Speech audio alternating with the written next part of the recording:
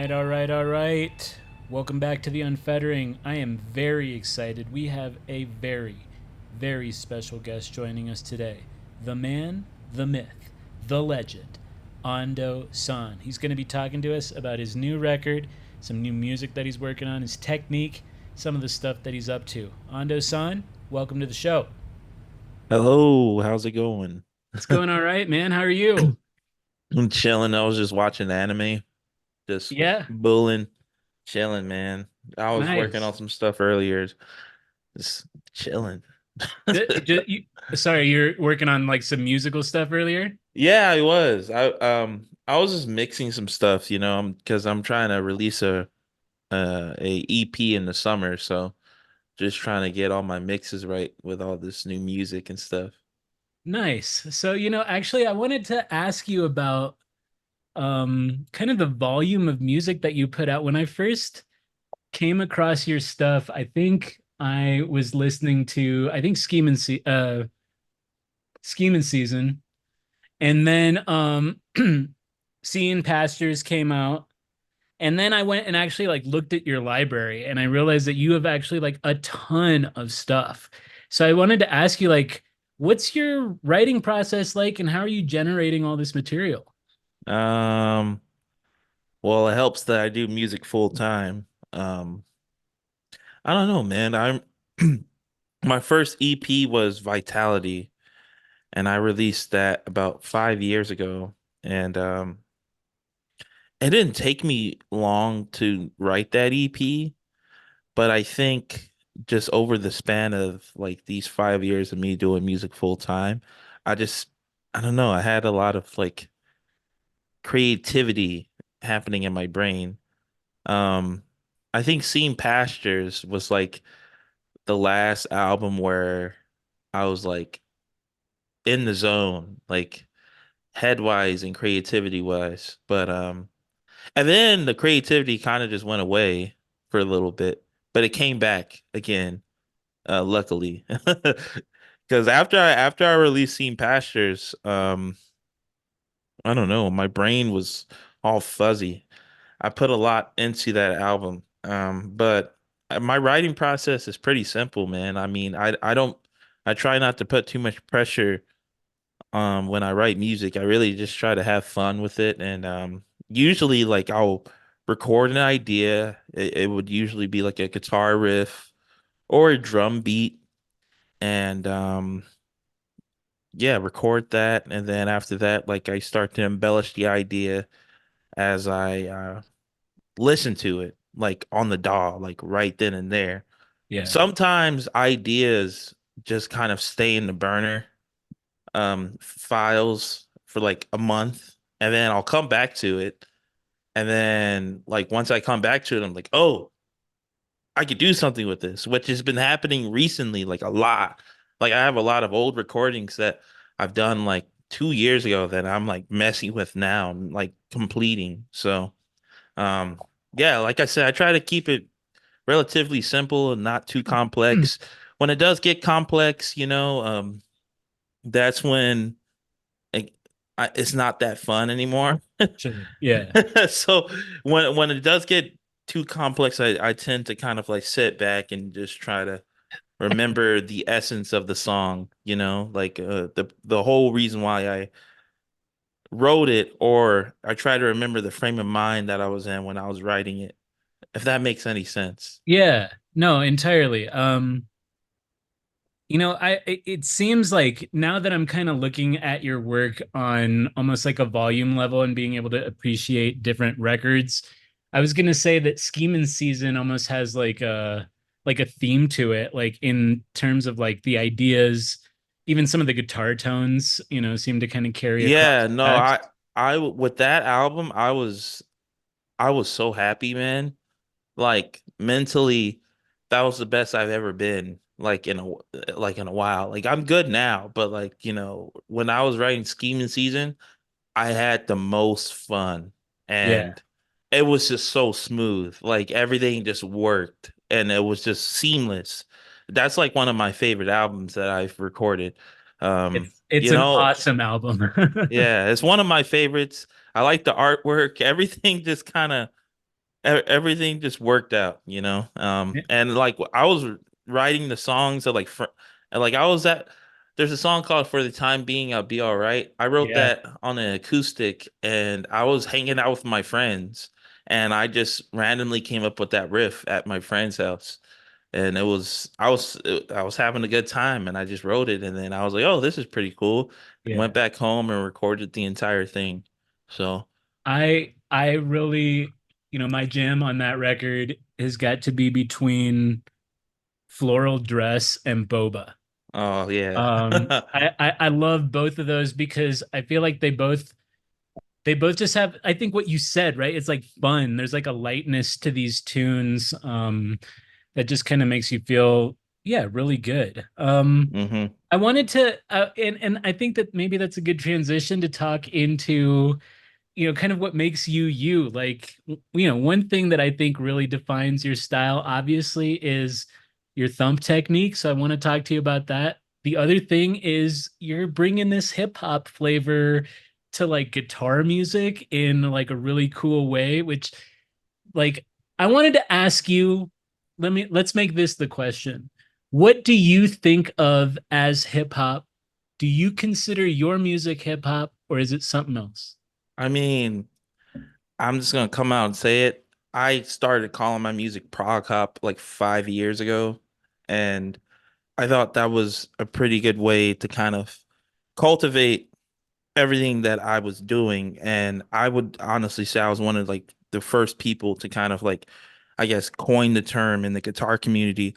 Um, I I don't know, like I have a deep love for guitar music, but I also have a deep love of hip hop. I grew up with hip hop. You know, my brothers rapped, my cousins rapped. I was surrounded by hip hop, and I wanted to figure out a way to cultivate that with all the metal stuff that I was listening to because I was a huge metalhead when I was younger. Specifically, like when I first started listening to Animals as Leaders and all that stuff, I was about 16 years old. I just started playing guitar and I was heavily inspired by that. I've been in like metal projects and I've like always secretly been producing beats in secret.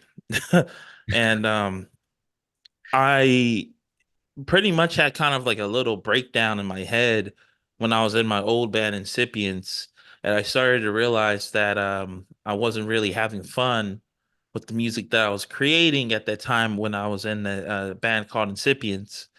And I started toying with the aspect of just like, okay, well, let me try to introduce some of like my favorite parts of hip hop and try to blend it in with my guitar. There's plenty of other guitar players that, that play hip hop guitar, I guess. I don't even know. I wouldn't even call it hip hop guitar. It's just guitar with hip hop. But I think there's a certain way that I do it where I blend the progressive elements of guitar into hip hop and not in like some weird cringy way. I don't Yeah. know. It just I don't even know how I did it. Like it just kind of and then when I started rapping, that's when it really went full circle because I was like, okay, well, to make this really like really what I would want to listen to, I need to start rapping. And I've always been rapping in secret as well. I've always kind of considered myself a poet. So when I started writing the guitar in the beginning with the thumping as well, I've never heard, and back in, 5 years ago, I never really heard like thumping with hip hop. And I always thought thumping would go pretty well with hip hop because hip Yeah. hop is a very rhythmic genre, you Right. know, Right. it's a beat heavy. Right. So like if you combine the rhythmic structures of thumping with the rhythmic structure of the beats, then it's going to meld very, very well. And it really worked out. Um, and then especially experimenting thumping with like vocals and like rapping. One of the first songs I had that had vocals and thumping was a song called Getaway off my EP Delete This, and my buddy Stoop Kid rapped on that song. And then that was kind of an experiment for me because I was like, okay, I've never done this before. I've never thumped like made a thump riff while someone was like rapping over it at the same time, and it sounded great. Like sounded really cool. And I mean, even now I'm discovering more things, like I give lessons, I give thump lessons a lot to people, and Nice. a lot of people want to try to mix that technique with other genres like pop and like punk rock or like stuff like things you wouldn't hear thumping in. Right. And I think that is pretty unique because um you don't I mean, I don't know, have you ever heard thumping with pop music? I've No. never heard it. No. So it would be cool to hear, the technique delved in with other genres because it's a very rhythmic, funky technique to Yeah. use. I mean, it comes all the way from the bass guitar, um, and then just like it went full circle with the whole adding the technique to the guitar and whatnot. But So yeah. do you play bass as well? Yeah, that was one of the first instruments that I've played. Before I was a guitar player, I was a bass player. And I started playing bass when I was about 13. And at that time, I was like doing thumping stuff on that as well. But when I heard Tosin started doing it on the guitar, I was and the way it's the way that he was doing it because there was guys doing it back in the day like Reggie Wooten, Sure. Victor Wooten's Yeah. brother, he was thumping on the guitar, but the way that Tosin was thumping on the guitar was incredibly different from anything you've ever heard. And then Right. that literally made me want to play guitar. So if it wasn't for Tosin and Animals as leaders, I would have never played guitar. Wow. Yeah, yeah, totally. Nice. So okay, it's funny that you mentioned, or it's not, I guess it's not funny, but my wife was watching one of your videos with me last night and we were she says, it's like he's kind of playing the bass. Like that was, kind of her Yeah. process on the thump. And so yeah, I had been wanting to ask you about that background, but okay. So Tosin was the beginning of your guitar journey. Oh yeah. Tell me about who are the rappers that you listen to? Um, man, I mean, like MF Doom. I listen to a lot of I listen to a lot of Jay Dilla. Okay. That's not necessary. He rapped, but Yeah. he was more of like a producer. Right. Um, I grew up on like a lot of Tyler the Creator. At that time when I was a teenager, that's what was popular and that's what I was listening to. Sure. And I listened to a lot of like 90s hip hop, like like Nas, Yeah. um, shit like that. I'm trying to think of some more artists. Helter Okay. Skelter, Yeah. a lot of West Coast stuff. Um, but yeah, like a lot of that. Like I said, like my brother-in-law, he was a rapper and he was making music with Nate Dogg when I was a little kid. And that's all the shit that I was listening to. It was a lot of just like 90s hip hop with a bit of like the modern stuff. But I would say like my biggest influence, like rap wise, would probably be MF Doom. Because I Okay. remember when I first heard MF Doom, I was like, whoa, like that's crazy, man. Like I've never heard anyone like those kind of rhyme schemes or whatnot. Like also guys like Common, Most Def. I Totally. also listen to a lot of like neo soul. So like Music Soul Child, Belial, D'Angelo, like people like that. Yeah. And then I was a huge Thundercat fan as well. I would say Thundercat and Tosin Abasi are some of my biggest influences instrumentation wise Yeah. because I combine a lot of like elements with the animals leader stuff, but I feel like a lot of my chord choices and like the way that I don't know, I guess the way that I solo is very reminiscent to like Thundercat and whatnot. And I listen to Flying Lotus. I listen to now I'm diving into like producers or whatnot, Mind Design, a lot of the guys off Stone Throw Records. I was kind of all over the place when I was younger. Okay. What genres or whatnot. Yeah, yeah, yeah.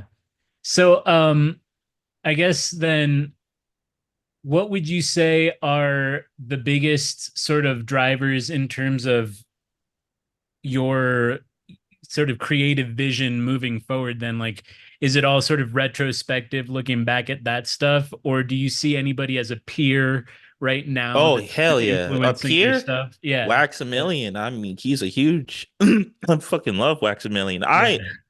I am always talking about how sick Wax Million is to people. He's Like awesome. anytime anyone's bringing up like any sort of like hip hop guitar or like I'm like Wax Million. Like listen to him. Like Yeah. I mean I love that guy, man.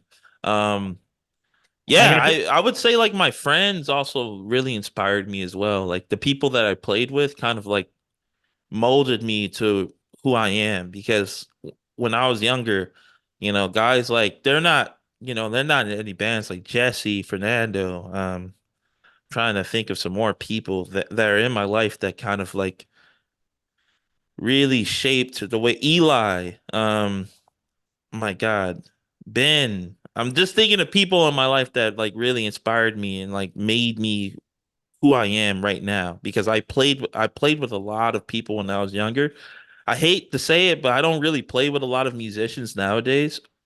But when I was younger, I would go to jam sessions like every day and just jam, and that stuff is so important.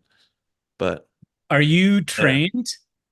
no, I'm all by ear. I'm self-taught.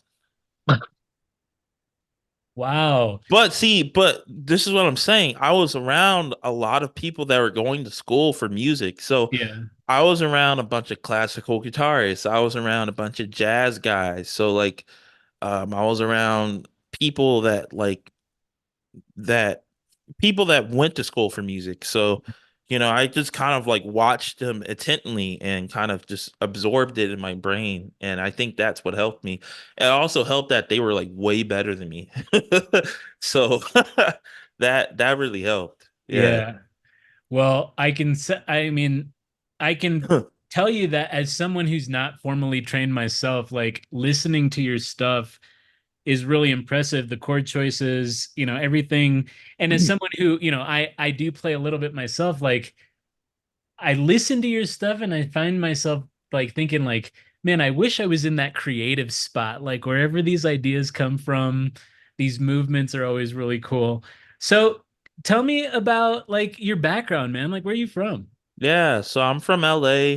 Okay. My mom is originally from Chicago, then she moved to Los Angeles, All right. and then they lived in a place called the Jungles.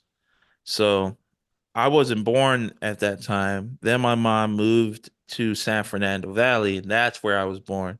Okay. So originally, I'm from San Fernando Valley, the Okay. 818. And that's a part of LA. I would say like SFV is kind of like in the middle of LA. It's like near NoHo. And like, dude, that's where like all the glam rock bands are from. I don't know if you knew, like all the Motley Crue dudes and all that Okay. stuff. They all yeah, but yeah, I'm from the 818. Nice. Yeah. And kind of been moving around, man. Like I was in Los Angeles for a bit. Or no, I was in the San Fernando Valley, then I went to Baldwin Park. After Baldwin Park, I moved back to the SFE. Then I moved to Altadena. And then I was in Lincoln Heights. I'm sorry. And now I'm in Monterey Park. So Okay. but LA is big. That's why I have to like say all these like little play because LA is so spread out. Right. Uh, but yeah, I get like my background. My dad was a bass player. Um, when I was younger at the time, he wasn't really a part of my life when I was younger, but I knew that he played bass. And then like slowly but surely, I started finding out that like on my dad's side, like everyone was like they were musicians. So it kind of Nice. runs in my blood. My Sweet. great grandfather, he was oh, forgive me if my dad watches this. Forgive me. I forget the instrument that he played. I think he played trumpet and he played in the Mills Blue Rhythm Band. It was this like old jazz band and he played trumpet for it. His name was Wardell Preacher Jones. Um, And yeah, like I don't know, grew up kind of poor. I mean, humble beginnings. Didn't really have much, but I was surrounded by a lot of really good people that kind of helped me stay out of trouble and focus on music. Music was like number one. I also skate. I used to Oh, skate nice. like Skateboard? literally, yeah, yeah. Like I took it super seriously. I miss it, man. I don't Yeah. want to skate now because I'm gonna break, I don't want to break any bones or anything. I really messed up my body though. So yeah, I used to skate. Man, I did a lot of things. I played a lot of sports when I was younger as well. Played soccer, did a bunch of other things. But as soon as I started doing music, like that just took control of everything. It was just like, oh, well, fuck everything else. I just want to do this. Nice. Um, Nice. yeah, but So is Ando-san a project that started in 2018? Like how did you become the Ando-san? yeah, so um I'm gonna try to because every time I try to tell the story of like how I first started this project, I do a really bad job. So I'm gonna try my best to kind of spell everything out correctly. So I was in a band called Incipients, and we were a progressive metal band. And at the time, I wanted to kind of have like another persona. And I remember back in the day, I watched this video called Ando Son of the Woods. It was this animation of this Japanese dude dressed in a penguin outfit trying to save the woods. And I thought it was really funny. And like all the animals were kind of like shooing him away because they knew he was a human. But Yeah. then he ended up saving the animals and like they wrote a song um for him For him. towards the end. Yeah. So like I always thought Ando-san sounded cool. So I was like, okay, I'll call myself Ando-san and I'm just gonna start writing music like on my own. Just for fun. And I in the beginning of Ando-san, the music was heavily inspired by like Sithu A. I don't know if you ever heard of him. No, no. Oh, okay, if check out Sithu A. Sithu A is an amazing guitarist, and he writes really, really good music, and Okay. it's like super anime inspired. So I was writing stuff that was like heavily like anime inspired, and like it had like a lot of like little anime hooks and whatnot. So Nice. it was not what Ando-san is now. It was No. super different, and I the EP is called the Tosa EP. It's on my Bandcamp. You can listen to it. And if Okay. you compare the Tosa EP to Seeing Pastures, you're gonna be like, this is not the same artist. So um I was doing that for fun. And I don't know, like through the process of me doing Incipients, I just wasn't having a good time. And I was getting compared a lot to animals as leaders, which was good. But a lot of people in my circle were telling me, well, that's kind of a bad thing because, animals as leaders is animals as leaders. You don't want to be called the animals as leaders copy band. You know what I mean? Yeah. And we were really good at what we were doing because, a lot of people mistook us for them. And that was music that really inspired me. So Sure. I wanted to write like Tosin and Javier and whatnot. But I think one moment in my career with that band was when I was working on the Vitality EP. So this is when I started like delving into like making beats and playing guitar over it. And my friend Nick Morzoff, I would show him the music I was making with Ando-san. And at that time, Nick Morzoff, he's the mixing engineer for the new Animals as Leaders record. He Okay. worked on that. Nice. And at that time, they were working on stuff. He was working on stuff on Animals as Leaders. So Javier Reyes used to come down to the studio a lot. And Nick showed Javier some of the incipient stuff because we were recording with Nick Morzoff for the incipient stuff at his studio. Okay. And Javier pretty much said it was cool, but it's not that inspired, like it's like you could tell they're trying to rip off my band, you know, and I wasn't mad at that because literally that's what I was doing. So I was like, yeah, yeah. Um, so then he showed them Ando-san. I think I forget which song it was. I don't know which song it was, but it was on Vitality. I think it was the song Vitality. And he was like, "Whoa, they should do stuff like this. This is sick. Like this is awesome." Yeah. And then like when Nick told me that, like my intuition was like, "All right, I've already been kind of feeling unhappy with the incipient stuff, but now one of my favorite guitar players is saying that we should do the Ando-san stuff." So I just kind of stuck with my gut and I was like, you know what? I'm gonna quit my old band and stick to the Ando-san stuff. And I quit Incipients. And at that time, I was working at a school, like an elementary school, and I wasn't really making that much money. And I made an oath to myself. I was like, I'm gonna release this album in December, like 5 years ago. And if I make more in that month than I make at the school, then I'm going to quit my job and do this full time. Sure enough, I released the EP and it made more money than the check that I got at the school. So then I put in my resignation for 2 weeks, and then I started doing Ando-san full time, and it was really stupid. I don't know what I was thinking when I did that. But it just felt right. And I busted my ass. I'm still busting my ass, but like I feel like at that time I was really, really, really hustling. Yeah. Um, just making a fuck ton of music and just posting a ton of content. And at that time, Facebook was popping, man. Like everyone was using, like the algorithm on Facebook was really good. So like if you posted some good content, people were going to react and see it. So Yeah. like I got some traction after I released Delete This on Facebook, and that kind of like helped elevate me. And then I started getting endorsements. I was originally with Legator Guitars. Um, Long story short, how I got with Legator Guitars, I won a riff contest. I got first place for the riff contest. All right. And then they gave me an endorsement. But Nice. then I'm with Ormsby now, and I got with Ormsby because of my friend Marshall Boy, and my good friend Marshall Boy. He's in a band called Tethra, and he introduced me to the A&R of Ormsby at that time.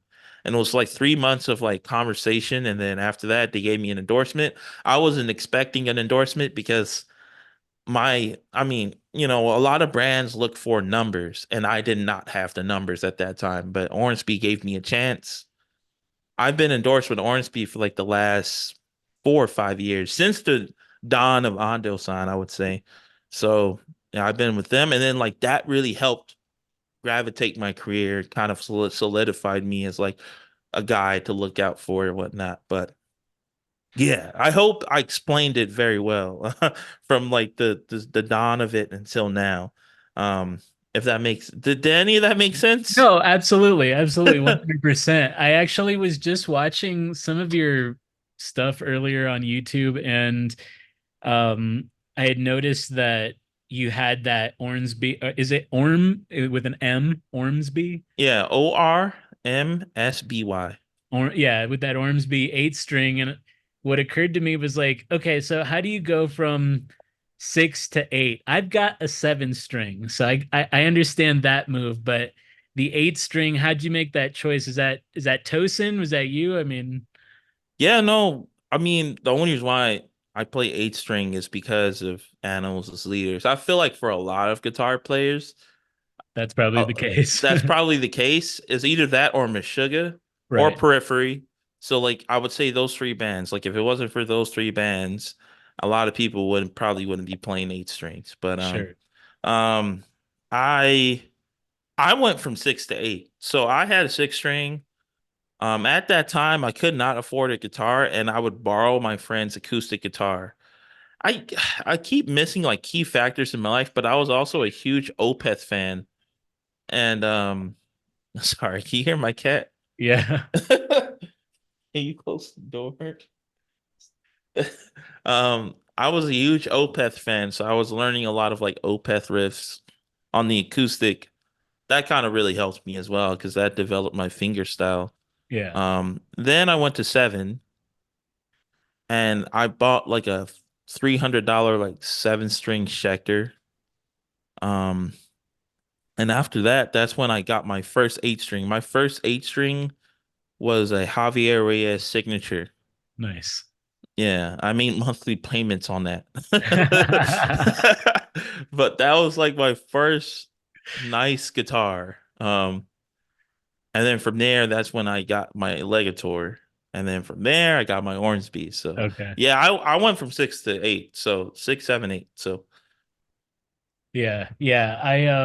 I'll tell you, there's a lot of respect there because I almost feel sometimes like mine's an accessory, like that seven string. uh It's like it's there, but it gets such little use. And then I watch you guys and I'm just like, what are you guys even playing down there? But yeah, man, I guess that brings us to kind of like what are you working on now? You said that you're working on some new music. yeah, so I am working on new music. I released 2 new EPs, a song called Big Deal and then a song called Word Up. Um, but I'm working on an EP. And I released my album Seen Pastures last year. But right now I'm working on an EP. I want to release like a 4 song EP, and it's it's a little bit different from Seen Pastures, but it still has like that theme, like my sound, if Yeah, anything. the vibes. Yeah, yeah, yeah. Because I have like a dancey song where it's Nice. like I don't know if you ever heard of a guy named K Tronada. Uh-uh. Okay, well, if you're into dance music and whatnot and in the Yeah, dance scene, well, K absolutely. Tronada is like one of the most popular dance producers right now. So Okay. like Chicago house music is house music, but it's kind of like dance house music, but it still has like that guitar centered sound, if that makes any sense. And yeah, all the songs have vocals on them. Um, I haven't been really feeling inspired to write instrumentals. Um, I want to start writing instrumentals, but I do have a song. I can say this: me and Waxamillion have a song Ooh, that we are releasing this year, and I'm gonna record because we're gonna like do like a playthrough. I'm recording my playthrough next month. But and that's like instrumental. It has one vocal part, but it's mainly instrumental. So yeah. Are, that's the first, huh? I was gonna say, are you doing the vocals on that? Yeah, yeah, I am. Yeah, well, actually, yeah, I've always wanted to make some music with him, and it just so happens, like I sent him an idea. I was like, "What do you think of this?" He was like, "Oh yeah, let's make this into a song." I was like, "Yes." Yeah. So Yeah, yeah, I got to talk to Waxamillion for a little bit a couple weeks I back. listened to it. I Yeah. listened Oh, to did the you? yeah. Oh, nice, man. Thanks. Yeah, I learned a lot about him. he's I had a really great time during that conversation. And one thing that came up was actually like, his use of Ableton, and I think I saw that you also use Ableton. Is that right? I do not use Ableton. What do you No. use? I use Studio One. I'm an endorsed artist for Studio One. So Okay. I use Studio One. And then I also use Cubase. So I use Cubase in Studio One. Fair The only enough. reason why I bounce back from DAW to DAW is because like sometimes I'll have like old ideas that I've recorded on Cubase. And I'm like, oh, okay, I'll just mix it here. And then I have new songs that are on Studio One. So I go back and forth.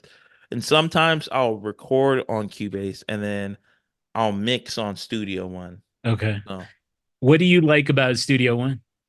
I think it's it's a modern DAW, dude. Like it's a very, very fresh DAW. I think a lot of the built-in plugins they have are really good. Like I don't even sometimes I don't even feel the need to buy like plugins because like I feel like Studio One already has like everything that I need.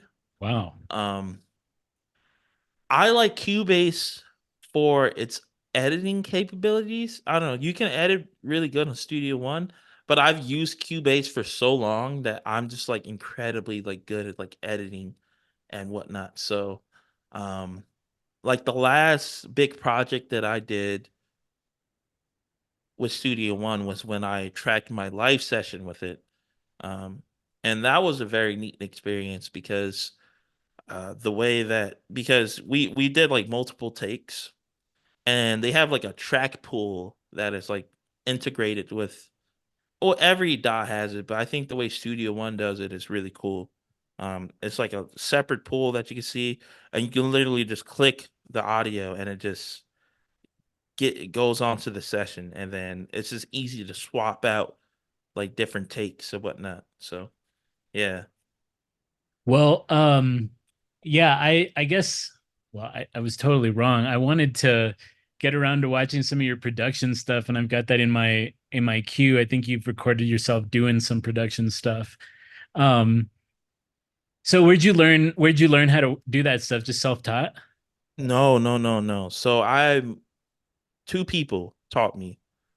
It was a guy named Chris Lucas and another guy named Michael Markey. If it wasn't for those two dudes, I would not be recording at all. Really? Yeah, no, no. Yeah, because and they taught me on Cubase. So Michael Markey is really great. Chris Lucas and Michael Markey are both incredible engineers. Very, very good. Michael Markey did a lot of like he does like a lot of like Quake, Doom. He does like video game audio stuff too. Um, he uh he also makes his own music. Chris Lucas is an he's engineered like a couple of bands. He has his own studio out here in LA, I think. But I remember my first listen, and what they taught me is like how to properly record. And like that was a very important lesson because they instilled in me getting like the perfect take. You know what I mean? Like your like a record only sounds as good as your takes. Sure. If you have bad takes, then it's going to sound bad. Like it's going to be harder to mix a record if your takes aren't good.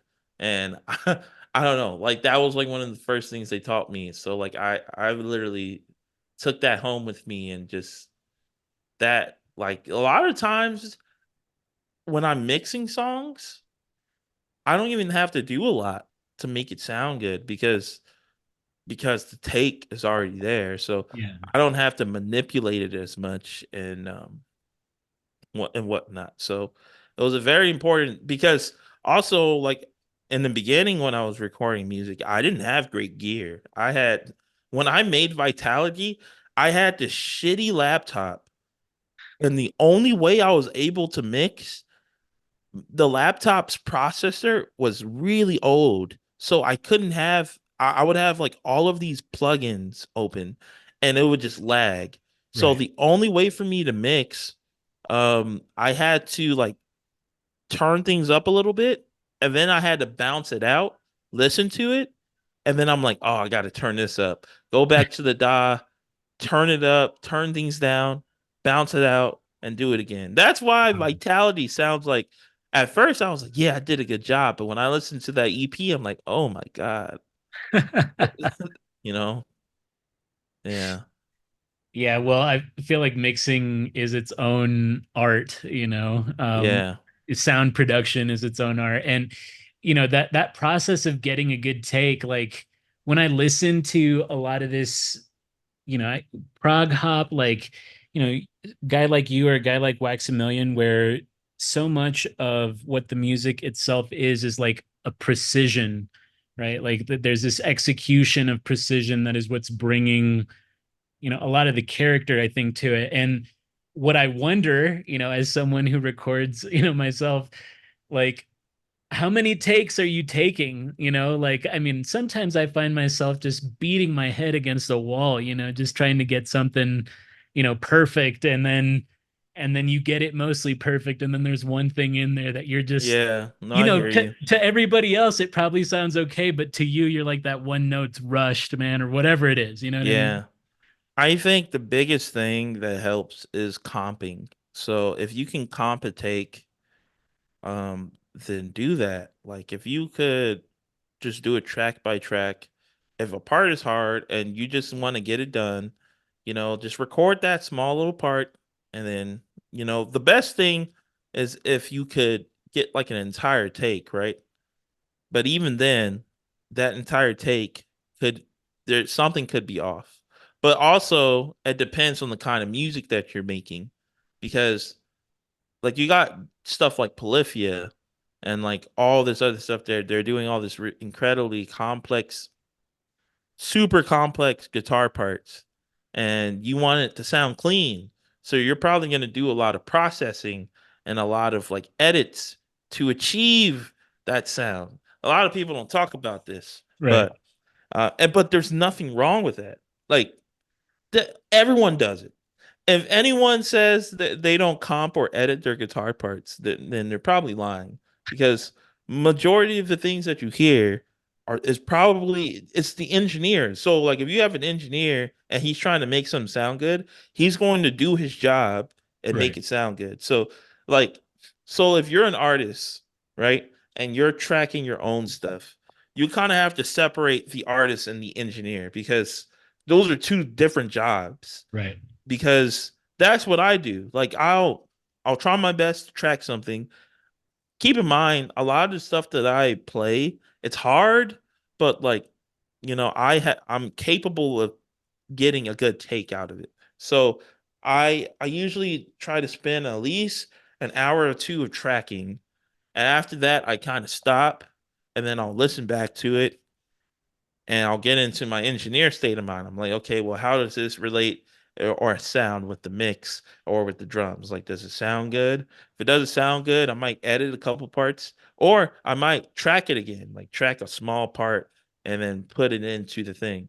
Um, but it's good practice as well because it teaches you timing. So I feel like when you record your own music, you become a better musician because you start to understand your sense of timing gets better because you understand those tiny little milliseconds like you can hear when you're off like Right. you can just feel it and it's crazy like I was tracking I'm in a death metal band and called encryption and we were tracking I was just tracking the stuff and then like I'll like play back apart and like y'all don't hear that like it's off and they'll be like what it's not off I'm like no it's off like trust me like it's off by just that bit just tiny bit let's do it again you know what Right. I mean so it Right. kind of trains your ear with that so that's why I always tell people like if you don't have any recording equipment and you're a guitar player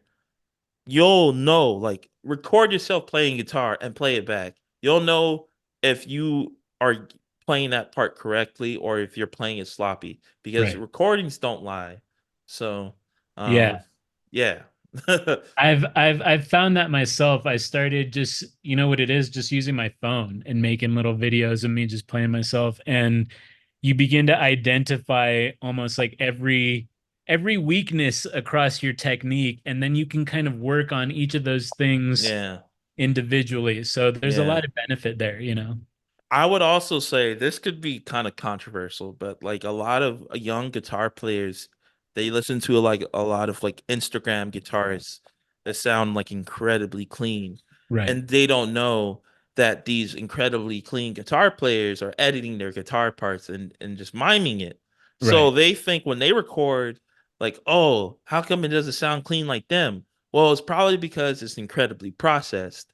Right. And, like um a lot of times they try to mimic it and I feel like you gotta kind of have to understand that when you listen to them like there's a big difference when you hear them live or when you hear them with like camera audio and even then like there's a lot of musicians that can play the stuff that they can do and whatnot on the record but I feel like it kind of it creates like this false equivalent I can't say equivalency. Equivalency. Yeah. Yeah, it creates this false equivalency of like what a musician should sound like.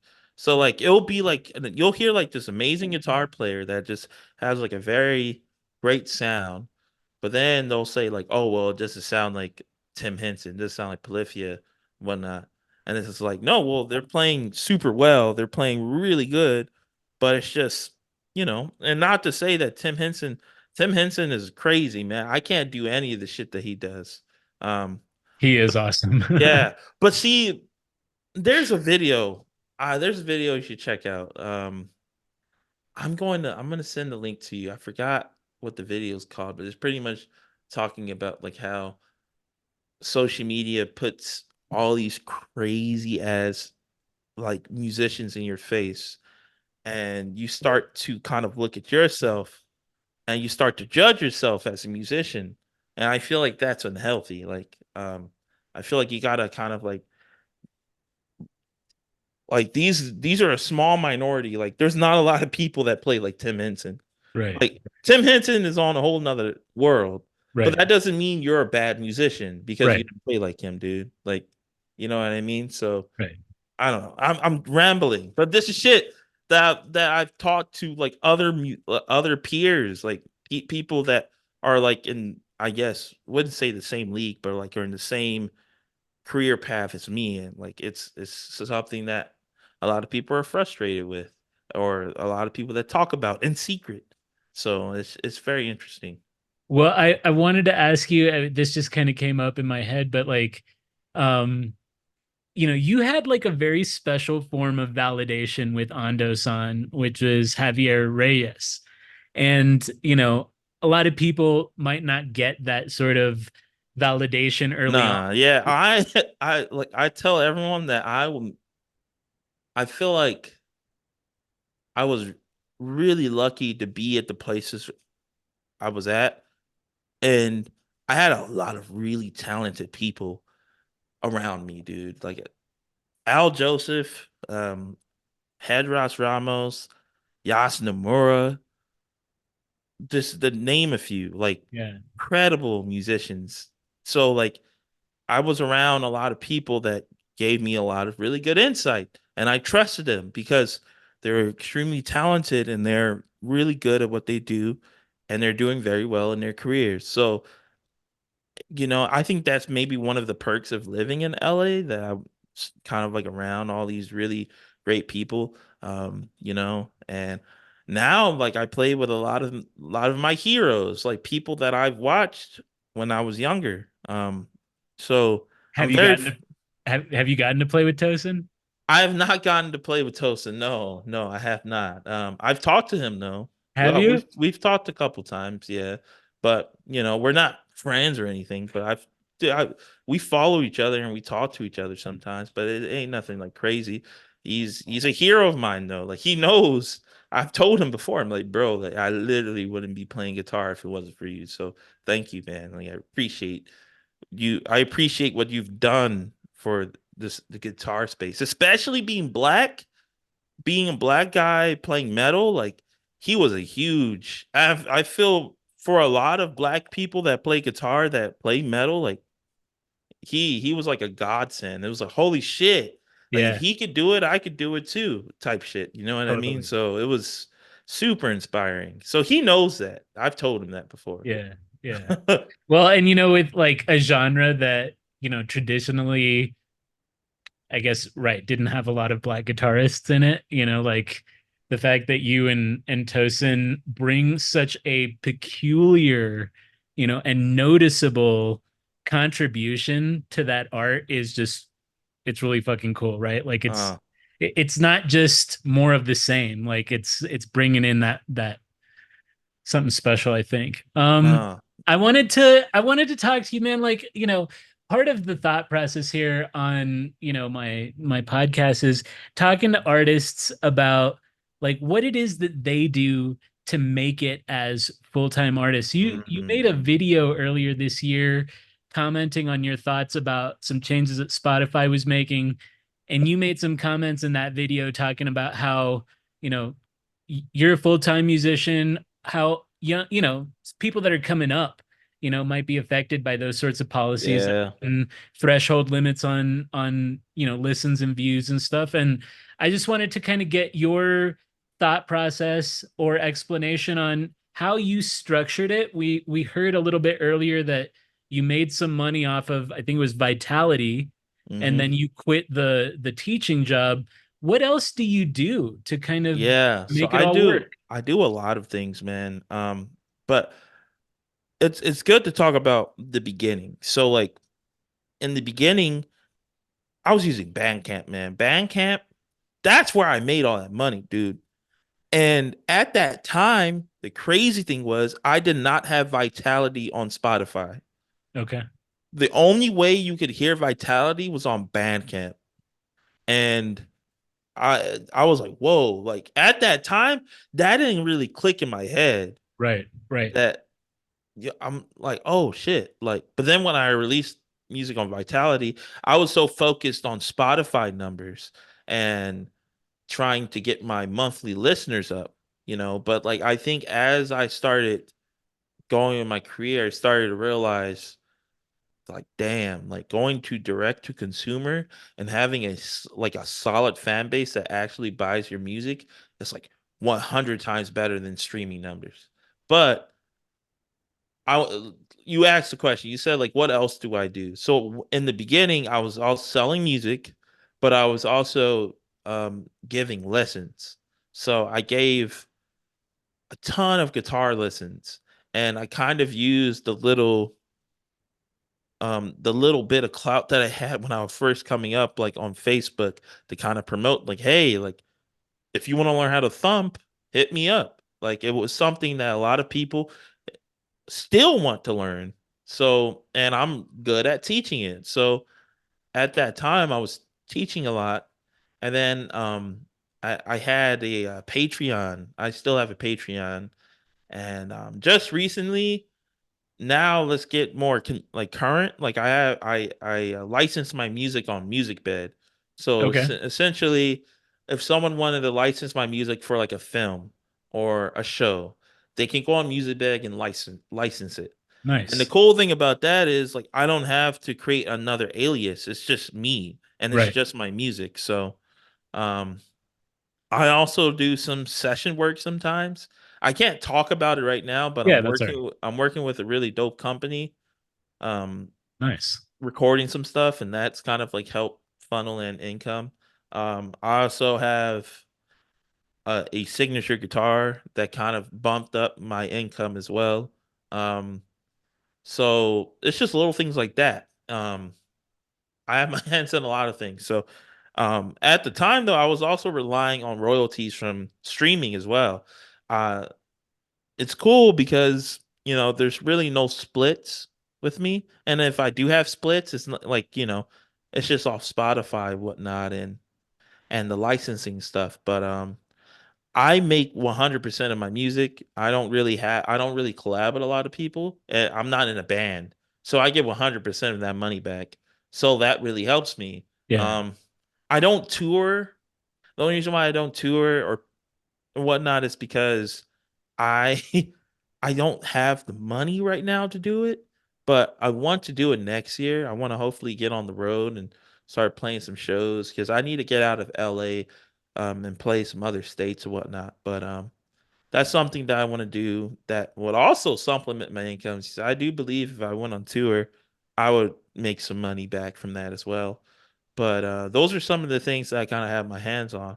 But as I am now, like I'm starting to realize, or I already realized, the importance of have building like a solid fan base of people that would actually put their money into your art, and kind of like the way that they consume your art is another form of kind of understanding the artist as well. Because when you buy direct to me, like you have a more direct connection towards me, whereas Right. Spotify is just kind of like it's just like a dopamine thing. It's just like it's so easy to skip a song, but to go directly to an artist page and then put your card information and then buy a song, it's like that is that's crazy. And also the whole Spotify thing, the 1,000 stream thing, that didn't exist when I first started. So, I was still getting like a little bit of money from Spotify back in the day.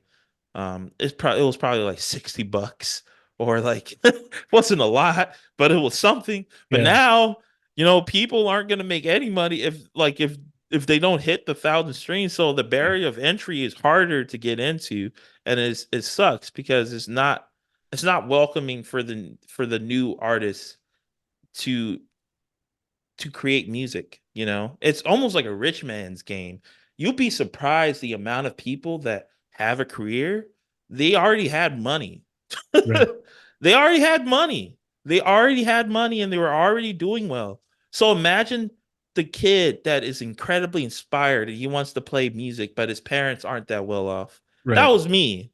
So he would have to go through all the hoops that I went through compared to like other people that already have like a pretty well off life Right. or like a well off career because their parents might have connections, the nepotism and all those other things, payola, all those things. Like it's just crazy, dude. So like I'm sorry. I'm going into so many things because then I'm You're talking good, man. about You're good. You're good. because now I'm talking about like actually creating a career for yourself in music, and everyone should have that capability of doing that. Art is beautiful. Creating music is beautiful. You should be able to say, you know what, let me try to see if I can, make a career out of it. But it's so controlled and out of whack that it seems impossible. And the only way to make it possible is to stay independent because you'll have control of all those shitty things that the industry has control of as well.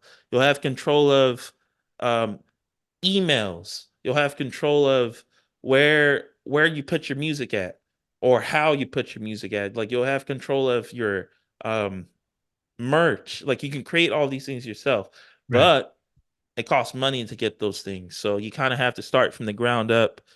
You're probably gonna have to work a job to supplement the income so you can funnel it into your music career and whatnot. I'm the odd one out because somehow I just worked my ass off and it kind of worked. And don't get me wrong, I struggled. I mean, there was months where I only had like $1 and I couldn't buy food. Like it sucked. But I don't know. I wasn't good at anything else besides music. Like another interesting thing about me is, man, I didn't finish high school.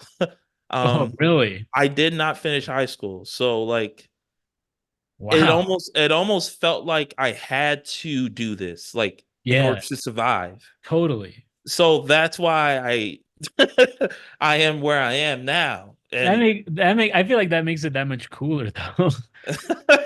but Um, yeah, it's not something I'm happy about. Damn, I want to get my freaking GED, man. But well, but I guess what it shows is, like that someone that has like drive and someone that's got like even just a little bit of skill, right? Like can take something and make something out of themselves without having gone down the traditional path that everyone says you got to do, right? Like, dude, you've made it. Like, yeah, you could go back and get the GED for some sort of sense of personal accomplishment, but at the end of yeah, the day, like what you have now is something that they couldn't have given you, right? Like it, I know that's true, right? man. So, The whole GED thing, that's like more of like a personal thing, right. and it's so weird because I have friends that like went to school for music and have degrees and all that stuff, but I was like one of the first people to kind of like have a music career, which was Make it. Yeah. yeah, which was super weird for me because I was like, how? Like these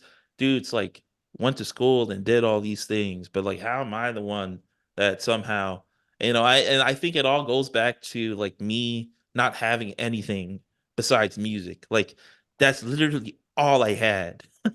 So I was like, this is something I'm really good at and I'm passionate about. I think I can make it work. So yeah, but I totally agree with you, dude. Like I agree with you. And like I said, the GED thing would be more of like a personal thing. And that's something I am working on. I'm gonna work on this year. But yeah.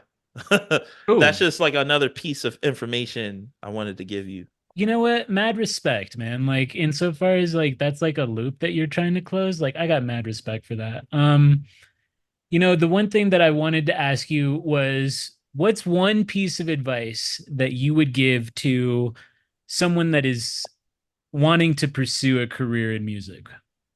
You can't stop. You have to keep going. And that is so hard to hear because it's a fucking hard road to go down, man.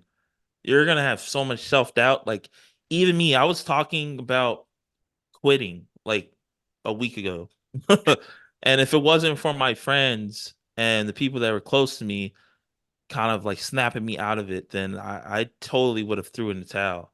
I was like, man, fuck this. I'm just gonna go to fucking go back to school and get me like some blue collar job and and just quit. But like, dude, you gotta keep going. Like you this everything that I've gotten is because I didn't stop.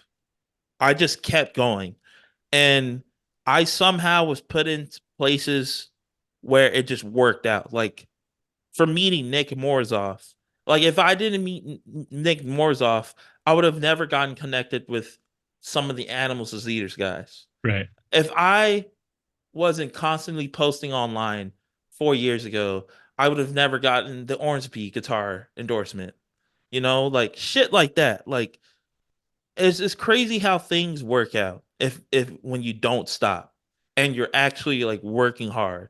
So that right there is the best advice I can give to someone. Is like don't listen to anyone and don't stop because and if you do listen to someone, you gotta really dive into like who that person is and what their accomplishments are.